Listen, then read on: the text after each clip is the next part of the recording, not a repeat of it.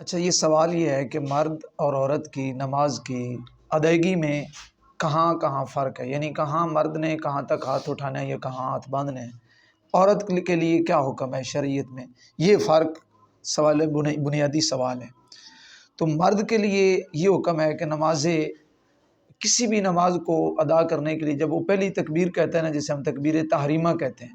تو مرد کو حکم ہے، مستحب عمل یہ ہے، سنت یہ ہے کہ وہ اپنے ہاتھ کانوں کی لو تک اٹھا کر لے جائے۔ تینوں روایات ملتی ہیں، کندھوں تک بھی ہے، سینے تک بھی ہے، لیکن چونکہ ہم امام اعظم ابو حنیفہ رحمۃ اللہ تعالیٰ علیہ کے مقلد ہیں، آپ کے نزدیک کانوں کی لو تک ہاتھ اٹھانا ضروری ہے، تو مرد کانوں کی لو تک ہاتھ اٹھائے اور تحت السرہ حدیث کے لفظ ہے، ناف کے نیچے ہاتھ باندھ لے۔ لیکن عورت کے لیے کانوں کی لو تک ہاتھ اٹھانے کا حکم نہیں ہے۔ عورت کو شریعت کہتی ہے کہ وہ اپنے کندھوں تک ہاتھ اٹھائے،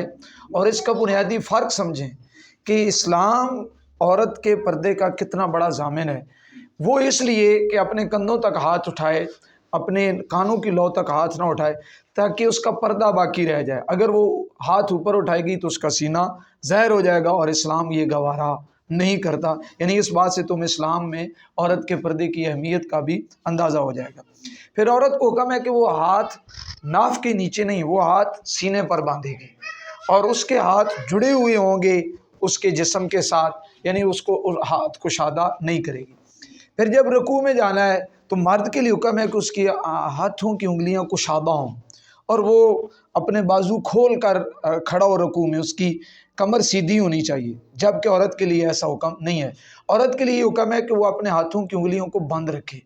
اور وہ سمٹ کر رکوع کرے۔ اس کی کمر کا بالکل سیدھا ہونا بھی ضروری نہیں ہے۔ وہ جتنی سمٹ کر عورت نماز ادا کرے گی، وہ اللہ کی بارگاہ میں اتنی زیادہ مقبول اور محبوب ہو جائے گی، یعنی وہ اللہ کو اتنا زیادہ عمل محبوب ہو جائے گا عورت کا۔ پھر اسی طرح سجدے میں بڑا بنیادی فرق ہے مرد اور عورت کے سجدے میں، کہ مرد کے لیے حکم ہے کہ وہ اپنی ہاتھوں کی انگلیاں کو شادہ رکھے، اپنے بازوؤں کو زمین پر بھی نہ لگنے دے، اور اپنے بازوؤں کو اپنے پہلوؤں کے ساتھ بھی نہ لگنے دے، یعنی کشادہ کر کے بازو سجدہ کرے، اور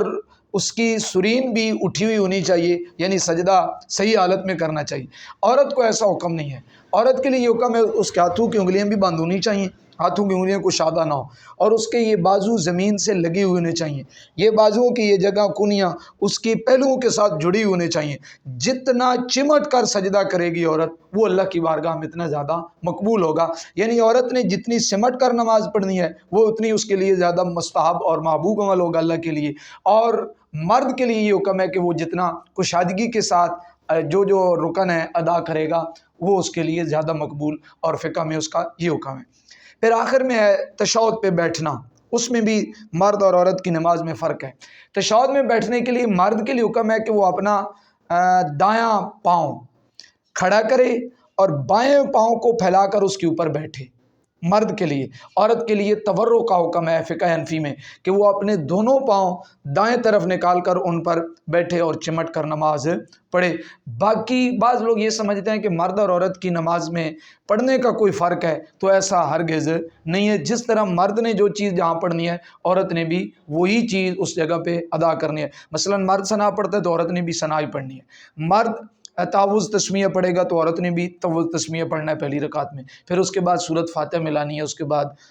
اس کے ساتھ قرآن کی کوئی آیات یا سورۃ اخلاص زیادہ لوگ پڑھتے ہیں وہ ملانی ہے، رکوع کرنا ہے۔ باقی یعنی ساری نماز مرد اور عورت کی ایک جیسی ہے، صرف ادائیگی میں، ادا کرنے میں جو بنیادی فرق ہے وہ یہ ہے، اور یہ پتہ ہونا چاہیے، مرد حضرات کو بھی پتہ ہونا چاہیے، اور بہت ساری عورتوں کو ان چیزوں کا علم نہیں ہوتا، انہیں بھی علم ہونا چاہیے۔ اللہ ہم سب کو 5 وقت کی نماز کا پابند کرنے والا بنائے۔ ہاں، یہ فرق ہے بنیادی کہ سنت موقدہ اور سنت غیر موقدہ کی ادائیگی میں بہت سارے لوگوں کو اس فرق کا بھی پتہ نہیں ہوتا۔ سنت غیر موقدہ جو ہیں وہ یہ ہیں کہ عصر سے پہلے جو 4 سنتیں ہم پڑھتے ہیں وہ سنت غیر موقدہ ہیں۔ عشاء سے پہلے جو 4 سنتیں ہم ادا کرتے ہیں وہ غیر موقدہ سنتے ہیں۔ غیر موقدہ کا مطلب یہ ہے کہ اگر آپ پڑھیں گی تو اس کا بہت زیادہ اجر و ثواب احادیث مبارکہ میں ہے، لیکن اگر آپ فرض کیا نہیں پڑھتے تو اس پر عتاب نہیں ہوگا، پوچھ گچھ قیامت کے دن نہیں ہوگی کہ آپ نے یہ سنتیں کیوں چھوڑی تھیں، یہ وہ سنت غیر موقدہ ہیں۔ سنت غیر موقدہ اور سنت موقدہ میں فرق کیا ہے؟ سنت غیر موقدہ کی ادائیگی میں یہ کرنا ہوتا ہے، 2 بنیادی فرق ہیں کہ ایک تو جب ہم نے دوسری رکعت کے بعد عطیات کے لیے ہم بیٹھتے ہیں، تشہد کے لیے بیٹھتے ہیں، باقی سنت مؤکدہ میں یا فرائض میں 4 رکعت فرائض جو ہیں، یہ 4 رکعت سنت ظہر جو ہیں، ان میں ہم نے 2 رکعتوں کے بعد جو تشہد بیٹھتے ہیں، جسے ہم چھوٹا تشہد بھی کہتے ہیں، وہ ہم نے پڑھنا ہوتا ہے عبدہ و رسولہ تک، یعنی یہاں تک پڑھ کے ہم نے کھڑا ہو جانا ہوتا ہے۔ لیکن غیر مؤکدہ سنتیں جو ہیں، یعنی عشاء کی 4 سنتیں یا عصر کی 4 سنتیں پہلے جو پڑھی جاتی ہیں، ان میں ہم نے عبدہ و رسولہ تک پڑھ کر کھڑا نہیں ہونا، ان میں ہم نے یوم یقوم الحساب تک، یعنی مکمل پڑھنا ہے، یوم یقوم الحساب تک پڑھ کے پھر ہم نے تیسری رکعت کے لیے اللہ اکبر کہہ کر کھڑا ہو جانا ہے۔ اور پھر دوسرا فرق یہاں تیسری رکعت کے آغاز میں ہے، سنت مؤکدہ میں ہم نے الحمدللہ رب العالمین سے شروع کرنا ہوتا ہے، جبکہ اگر سنت غیر مؤکدہ کی تیسری رکعت کا آغاز جو ہے وہ ہم نے ثنا سے کرنا ہوتا ہے، یعنی سبحانک اللہم و بحمدک، یہاں سے ہم نے تیسری رکعت کا آغاز کرنا ہوتا ہے۔ یہ 2 بنیادی فرق ہیں سنت مؤکدہ اور سنت غیر مؤکدہ میں۔ بہت سارے لوگ سنت غیر مؤکدہ کو بالکل پڑھتے ہی نہیں ہیں، یعنی نظر انداز کر دیتے ہیں۔ کئی لوگ میں نے ایسے دیکھے ہیں کہ ٹائم ہوتا ہے، وہ آتے ہیں مسجد میں 5 7 4 منٹ رہتے ہوتے ہیں جماعت میں،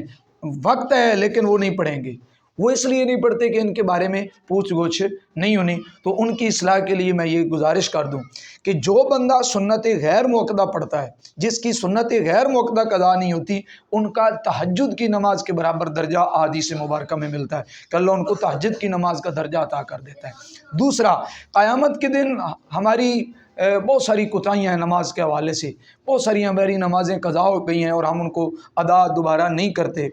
تو نبی پاک نے فرمایا کہ اگر میرے کسی امتی کی فرض نمازیں کم ہوئیں اور اس نے سنت اور نوافل ادا کی ہوئی ہوں گے، تو وہ سنتیں اور نوافل اس کے فرائض بنا کر اللہ تعالیٰ اس کو درگزر کر دے گا۔ تو اس وقت بھی یہ سنتیں ہمارے وہاں کام آ سکتی ہیں۔ اگر ٹائم ہو، وقت ہو تو ضرور ادا کرنی چاہیے، بلکہ میں تو یہ کہوں گا کہ کوشش یہ کرنی چاہیے کہ یہ سنتیں بھی اسی طریقے سے گھر سے چلنا چاہیے، یا جب ہم تنہا نماز پڑھتے ہیں تو اس وقت تو لازمی ہمیں یہ 4 سنتیں عصر والی اور عشاء والی لازمی ادا کرنی چاہیے۔ ہاں، اگر آپ یہ سمجھتے ہیں کہ آپ گئے 1 منٹ رہ گیا یا جماعت کھڑی ہوگی تو اس صورت میں چلو معاملہ درگزر ہو سکتا ہے، لیکن اگر ٹائم ہے یا آپ جان بوجھ کر جاتے ہی صرف فرض کی ادائیگی کے لیے یعنی سنتے ہم وہاں جا کر نہیں پڑھیں گے تو یہ بھی ایک بہت بڑی غلطی ہے، کوتاہی ہے، لاپرواہی ہے۔ اللہ ہم سب کو ہر عمل میں استقامت نصیب فرمائے۔ ملانی چاہیے، ہاں یہ معاملہ جو ہے نا صورت نے ملانے والا، یہ صرف فرائض میں ہے۔ اور ان فرائض میں جو 4 رکعتوں والے فرض ہیں نا، مثال کے طور پر فرض کے 4 ظہر پڑھ رہے ہیں، عصر کے 4 فرض پڑھ رہے ہیں، یا عشاء کے 4 فرض پڑھ رہے ہیں، اور وہ بھی تنہا پڑھ رہے ہیں۔ مثلاً عورتوں نے گھر میں تنہائی نماز پڑھنی ہوتی ہے، یا مرد اگر جماعت سے رہ گیا اس نے تنہا پڑھنی، تو اس میں یہ ہے کہ آپ نے پہلی رکعت میں سورت فاتحہ کے ساتھ سورت ملانی ہے، دوسری رکعت میں بھی سورت فاتحہ کے بعد سورت ملانی ہے، یعنی کوئی 3 آیات قرآن مجید کی پڑھ لیں یا کوئی چھوٹی سورت ملا لیں۔ لیکن جب آپ نے تیسری رکعت میں کھڑا ہونا ہے، الحمدللہ رب العالمین سے شروع کرنا ہے، صرف سورت فاتحہ پڑھنی ہے، وللضالین آمین کہہ کے آپ نے اللہ اکبر کہہ کے رکوع پہ چلے جانا ہے، یعنی تیسری رکعت میں یا چوتھی رکعت میں۔ مثال کے طور پر مغرب کے 3 فرض ہیں، اگر آپ جماعت کے ساتھ نہیں ادا کر رہے یا گھر میں عورتیں ادا کریں تو ان کو بھی چاہیے کہ وہ تیسری رکعت میں، مغرب کی تیسری رکعت میں بھی صرف سورت فاتحہ پڑھیں گی، یعنی کہ اس کے ساتھ سورت نہیں ملائیں گی۔ اور اسی طرح اگر 4 رکعتوں والی نماز تنہا فرض پڑھے جا رہے ہیں تو ان میں بھی چوتھی رکعت میں بھی صرف سورت فاتحہ پڑھی جائے گی، اس میں نہیں کیا جائے گا، اس میں ساتھ سورت نہیں ملائے گی۔ ہاں، اگر کوئی بندہ غلطی سے مغرب کی تیسری رکعت میں یا باقی 4 رکعتوں والی میں تیسری یا چوتھی رکعت میں سورت ملا لیتا ہے سورت فاتحہ کے ساتھ، تو سجدہ سہو واجب نہیں ہوگا، نماز پھر بھی اس کی ہو جائے گی، لیکن ادا کرنے کی وہاں ضرورت نہیں ہے۔ فقہ حنفی کے تحت ادا نہیں کرنی چاہیے، صرف سورت فاتحہ پڑھنی چاہیے اور رکوع پہ چلا جانا۔ ہاں، فرضوں میں، صرف فرضوں میں، اور وہ بھی 4 رکعتوں یا 3 رکعتوں والے فرض، اور وہ بھی اس وقت میں جب آپ تنہا ہوتے ہیں، جب آپ جماعت کے ساتھ پڑھ رہے ہیں فرض، چاہے ظہر کے ہیں، عصر کے ہیں، مغرب کے ہیں، عشاء کے ہیں، اس میں مقتدی نے صرف پہلی رکعت میں ثنا پڑھنا ہے اور خاموش رہنا ہے۔ جب قیام میں ہونا ہے تو اس نے خاموش رہنا ہے، اس نے سورت فاتحہ یا کوئی اور سورت نہیں ملانی۔ یہ خلف الامام القراءت، امام کے پیچھے قرات کرنے کا مسئلہ ہے۔ ہم فقہ حنفی ہیں نا، فقہ حنفی میں امام کے پیچھے قرات جائز نہیں ہے ہم نے خاموش کھڑا ہونا ہے، پہلی دوسری تیسری جتنی بھی 4 رکعتوں والی اگر نماز ہے تو چاروں رکعتوں میں امام کے پیچھے ہم نے ویسے بھی خاموش کھڑا ہونا ہے، لیکن صرف قیام میں۔ جب ہم رکوع میں امام جائے گا وہ کہے گا اللہ اکبر تو ہم نے بھی پیچھے اللہ اکبر کہنا ہے، وہ تسبیحاں پڑھے گا سبحان ربی العظیم تو مقتدی بھی تسبیحات پڑھیں گے۔ امام کہے گا سمیع اللہ لمن حمدہ تو مقتدی ربنا لک الحمد کہیں گے، اور پھر اللہ اکبر کہہ کے، یعنی باقی تسبیحات یا تحیات پڑھنا ہے امام کے پیچھے، لیکن امام کے پیچھے سورت فاتحہ یا اس کے ساتھ کوئی اور سورت پیچھے کھڑے ہو کر پڑھنے کی ضرورت نہیں ہوتی۔ اللہ ہم سب کو نماز کی پابندی اور نماز کے مسائل اور احکام سیکھنے کی اور ان پر عمل کرنے کی توفیق عطا فرمائے۔